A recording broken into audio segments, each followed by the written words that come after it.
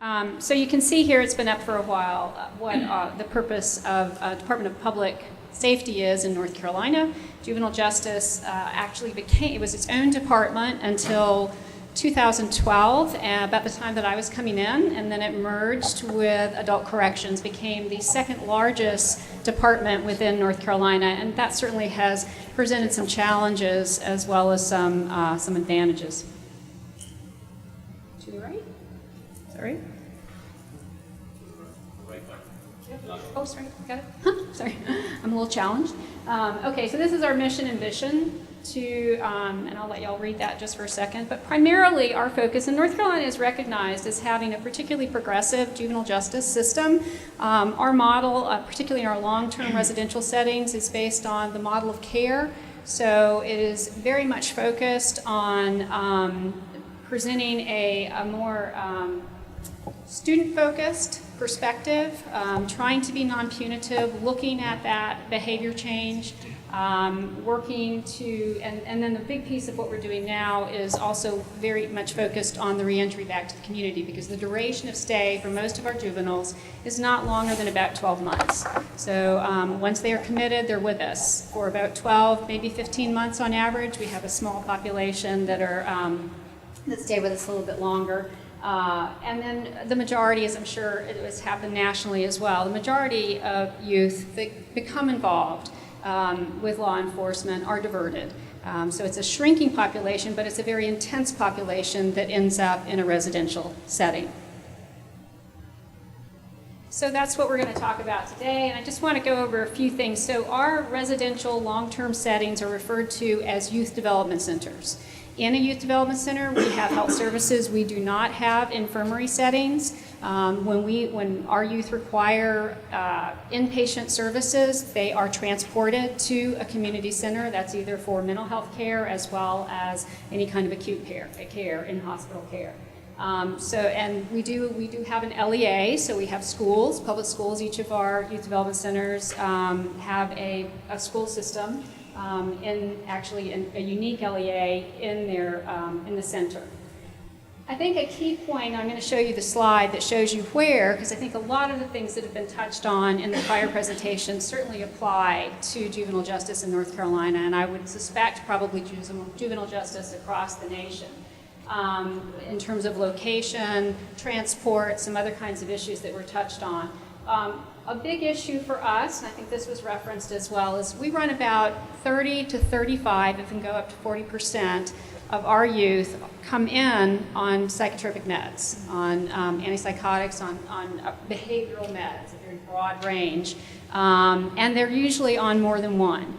That becomes an issue in terms of management, because you must have a licensed psychiatrist or a psychiatric nurse practitioner as the responsible party for managing those meds. So just at a very basic mechanical level, we must have access to psychiatrists in our settings. Additionally to that, we want to make sure, and this was touched on as well earlier in the presentations, safety and security to the public is a primary factor. That's why our youth are committed. One of the major reasons, the nature of their of the charge and their adjudication has put them where they need to be in a locked facility for the duration of time that's been identified. So that's another key factor for us. And then again, hit on earlier, so I'm not covering anything new, but certainly it was touched on as well. Nationally, there's a huge shortage of child and adolescent psychiatrists. And so that becomes a challenge when you're trying to have in a rural location or in a location that's not in one of your urban areas. You're already at a deficit from that perspective, and now you have very limited providers to choose from. So recruitment challenges, and that is also the setting, which was touched on earlier. So the setting that they're going to function in a locked setting with a population that in many cases they probably have run across routinely in their practice, but their perception that they've run across that population in their practice it's not aligned with what the reality is when they see those juveniles in a youth development center. Okay, sorry, this is a little off slide, but if you look at, and I apologize for the size, but if you look at the blue triangles on this map, we have, again, 4 youth development centers. You'll see that one is in Chatham County. It's about 45 minutes away from the Raleigh area. So they're in a circle kind of in the middle part of the state. You have one in Edgecombe County, that's Rocky Mount, North Carolina.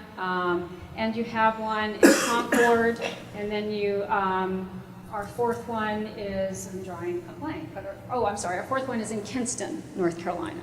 So, and again, not unusual with the national trend, our population is predominantly male. We have a small co-gender facility, that's the one in Chatham County. So just to give you some perspective. So of course the first thing when you look at that is that they're not in urban areas, so recruiting the provider is even more difficult. All of those factors and many of the things that have been covered before have played into why we sought out telepsychiatry for juvenile justice. I came on board at the time of the transition to being part of Department of Public Safety. We do not have an electronic health or medical record. We had not utilized telehealth prior. And in fact, in the first 2.5 years, I had to do a tremendous selling job with our clinicians. We are very clinician deep at our youth development centers based on the profile we just showed you. We have huge issues, and I'll show you another slide in a minute, mental health issues for our population. So on site at all of our youth development centers, we have psychologists and social workers, and every youth that comes into, I mentioned the model of care, every youth that comes into our youth development center is assigned a psychologist and a social worker who is with them and is key, sort of the, I guess you'd say, the captain of the team for the service planning team for their service plan for the duration of time that they're in a youth development center. But again, that missing piece often for us is they're also med managed, but who's going to manage the med? So that becomes a requirement, and that's statutorily required by juvenile code in North Carolina, but it's also the right thing to do, so we want that and what we need to do, and so that piece. But the transport becomes an issue with safety. So those are the factors that we dealt with. So in those challenges, and my responsibility to deal with those challenges, I began to have to make the case with a group that was very resistant to that because of all the issues that you can imagine or profiles for these juveniles. And so I'm going to go ahead and go to the next slide, and then we'll come back to this one. This is the mental health diagnosis for youth as of April 2016. So boys are the darker kind of burnt orange, and girls are more the peach color. And reasonably, our clinicians were very concerned because of the lack of trust and the ability to form the kinds of relationships that were needed to provide psychiatric services in our setting.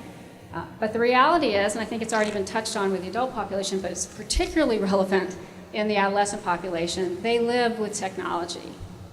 They deal with it every day, it's what they trust.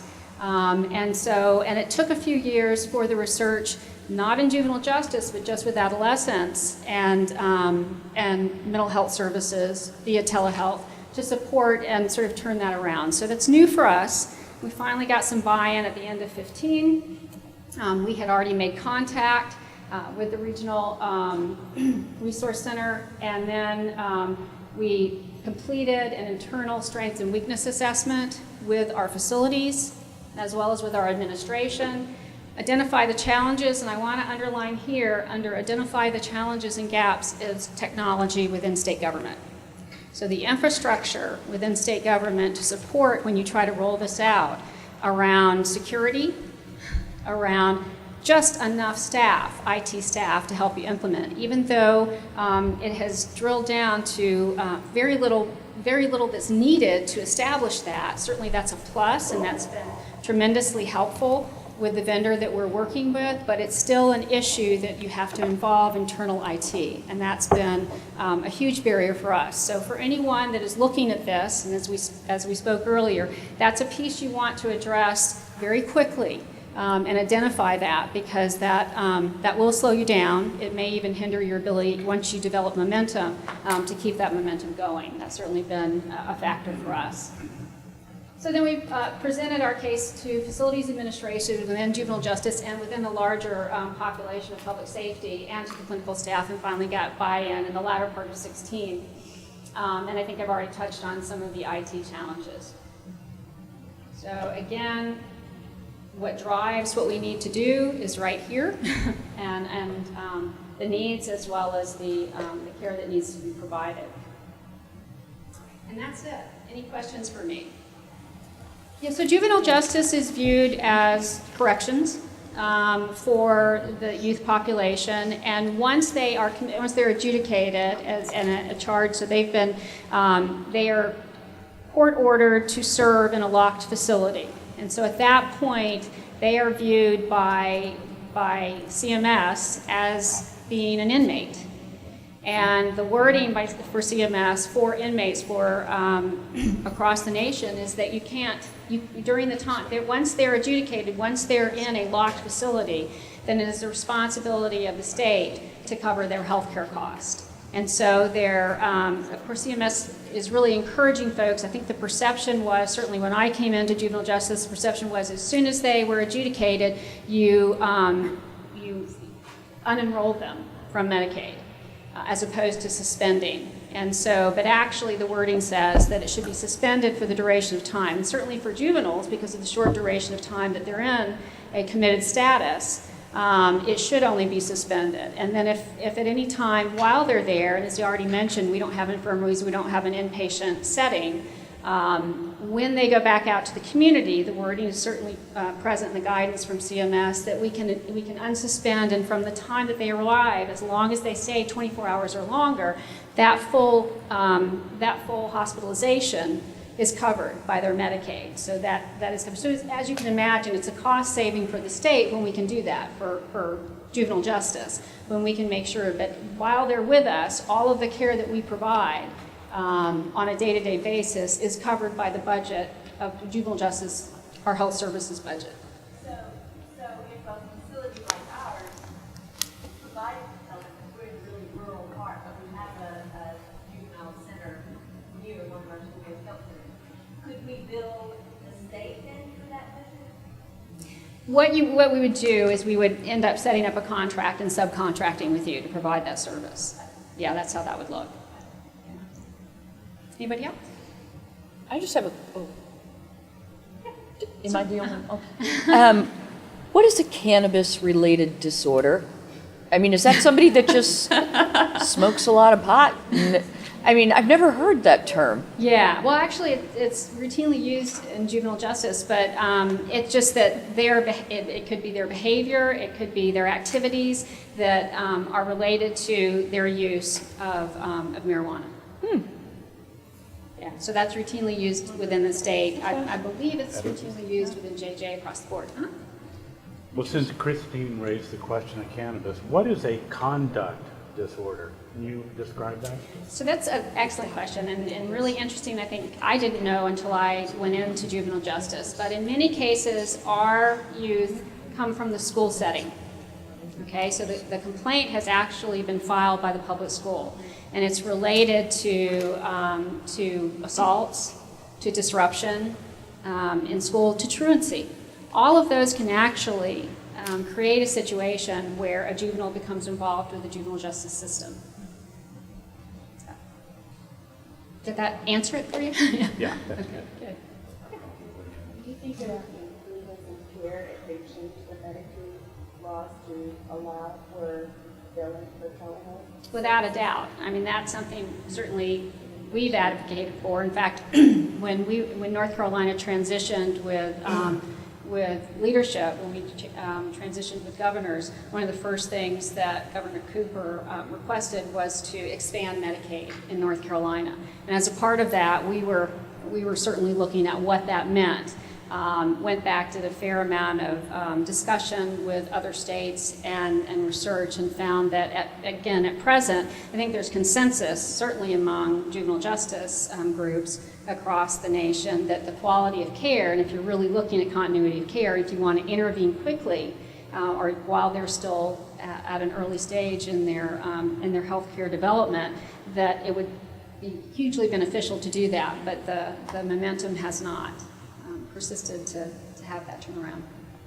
Have you looked at like the cost difference between doing a telehealth visit, like the time frame and not the transportation, but an actual physical visit. We're in our at the pilot site. stage, so we have not, but we're prepared to evaluate that, yes.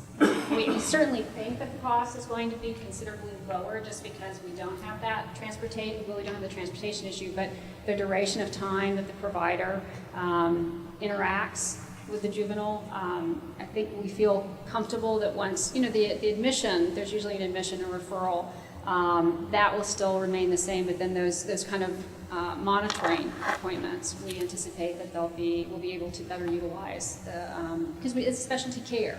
And so when we're looking at that, we're looking at trying to really utilize specialty care as effectively as possible.